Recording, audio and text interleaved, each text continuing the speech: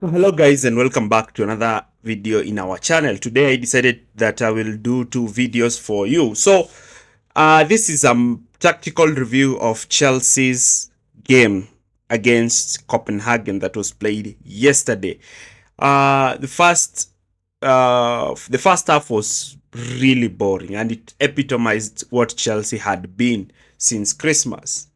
Maresca ball, very lethargic, very predictable, and Dewsbury Hall managed to change the fortunes of Chelsea after 55 minutes by an individual brilliance goal. Though a lot of people are getting mad saying that that was the only thing in the game. No, no, no. Chelsea had a lot of chances in the second half, and Palmer in particular squandered a lot of chances and was a bit selfish to play players in better positions. You should have won this game 3-0. Before we even start, do not forget to like, share, and subscribe to this channel for more videos like this. Now, let's delve into the tactics immediately. Now, the manner in which Chelsea played was very, very unique. And the way Pong was actually started in this game, and he was played in an unusual position, being inverted from left back into midfield alongside Moises Caicedo, with Chelsea looking to build with a pseudo back four of Badiashile and Trevor Chalobah as fullbacks, while Copenhagen were looking to press with their front three and back that press with their midfielders.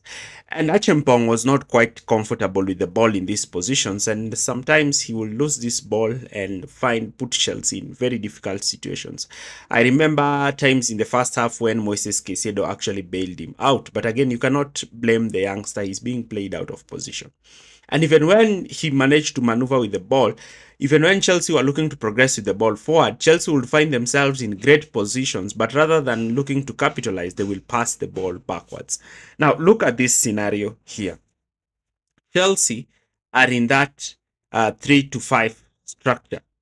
Now, Caicedo is supposed to be the deepest pivot alongside Acheampong, and because Chelsea were looking to play in this kind of format, Copenhagen matched them man to man throughout the pitch. The five defenders looking after Chelsea's five attackers, the two midfielders looking at Chelsea's two deep double pivots, while the front three pressing Chelsea's centre backs. And Chelsea found problems even sometimes to play against Copenhagen. That's why you noticed in the first half, Chelsea were losing the ball a lot because the game was a matchup, man to man. We had man-oriented man marking throughout the game. So Chelsea adjusted their system in the second half by bringing in Cucurella and Cole Palmer, who I think changed the game for Chelsea. So how did they do it?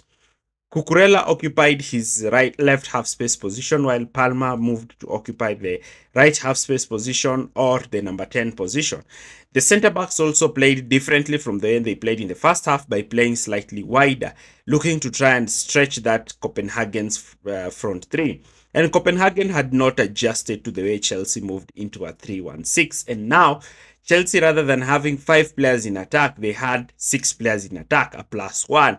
And that's why we noticed that when even the two midfielders stopped pressing Caicedo and decided to sit deep to try and cover this overload. And now Caicedo had the space with the ball, and we started to see Caicedo getting onto the ball and looking to play penetrative passes to Palmer. Not only was the Caicedo the one who was playing this ball, even Tosin Adarabioyo was very confident. He would step forward with the ball with minimal pressure and look to immediately play a line-breaking pass towards Cole Palmer. And Palmer would receive this ball in very good positions where he would have the opportunity to play his teammates. And because of Palmer's goal drought, majority of the times he just got so selfish and looked to attempt shots even when he was not in a better position. Dewsbury Hall, in the other hand, was looking to receive the ball and dribble past the opponent and look to play the ball forward. And we saw this individual brilliance being created by none other than Mark Kurela, who wins the ball in a very good position. Dewsbury Hall uses his technical ability to dribble past one or two defenders and has a very good goal. This performance, this goal really took a lot of pressure from Chelsea because now it was up to Copenhagen to step out and try to win the game, in that they were already 2-0 down with the aggregate being factored in. But what you can say is that the second half changes by Enzo Maresca and moving into a 3-1-6 really aided Chelsea in their quest to try and seal this game earlier on. Now we move on to the second scenario, and the second scenario is the defensive scenario. So what did Chelsea do when it came to defending? Defending, I mean pressing from the front. As we see, Chelsea actually adjusted the way they pressed. So Chelsea moved into something that Liverpool do press with, that is the 4-4, narrow front four, and a double pivot looking to pick players in between the lines. And how this worked is that Chelsea, be understanding that Copenhagen were playing with a back three and sometimes it will shift into a back four, we will see Sancho and Pedro Neto leading the press from the front, while Enzo Fernandez and Dewsbury Hall were looking to cover any central progression. The main aim was to force Copenhagen to go wide, and sometimes Copenhagen managed to go wide and beat Chelsea and actually put Chelsea in problems. But overall, Chelsea's pressing setup was really okay because they won the ball. The problem is whenever they won the ball and adjusted to their structure, they were met with a man-oriented, man-marking system that actually stopped Chelsea players to have that space to receive the ball and try to maneuver against the opponents.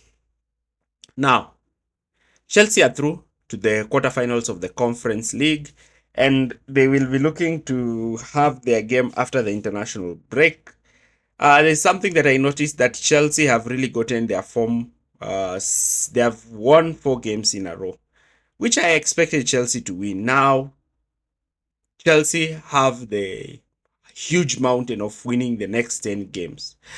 I've also done a video on Liverpool versus PSG and how PSG outdone Liverpool in both games. Kindly check these videos. I'm trying to do something where I'm doing overall tactical analysis of big matches and big teams across Europe.